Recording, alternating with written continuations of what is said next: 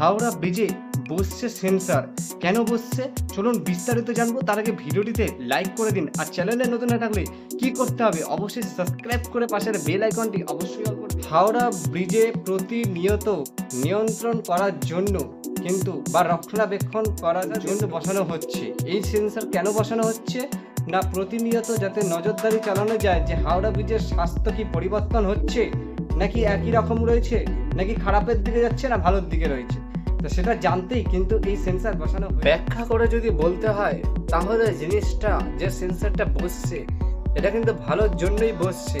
কারণ স্বাস্থ্য কীরকম রয়েছে না রয়েছে আমার মতামত অনুযায়ী কিন্তু এটা কিন্তু দেখা উচিত যে কি হচ্ছে না হচ্ছে।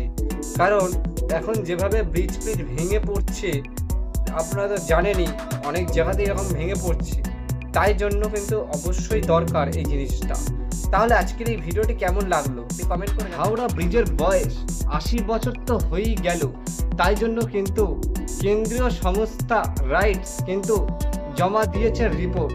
এবার দেখা যাক যে কি কি চেঞ্জেস করা যায় বা কি কি হয়, কেন এই সেন্সর বসাচ্ছে, বিস্তারিত আরও কিছু আপডেট আসলে আমরা অবশ্যই এই বিষয়ে আরও আপডেট আপনাদেরকে জানাতে পারবো। তার জন্য কি করতে হবে, চ্যানেলটিকে সাবস্ক্রাইব করে দিন আর পাশের বেল আইকনটি অবশ্যই অল করে দিন। আমাদের আরও একটি চ্যানেল আছে বিরাটি ক্রিয়েশন X 2.0, অবশ্যই চ্যানেলটিকে সাবস্ক্রাইব করে দিন এবং চ্যানেলটির মধ্যে একবার ঘুরে এসে দেখুন। যদি ভিডিও ভালো লাগে তাহলে অবশ্যই সাবস্ক্রাইব করুন।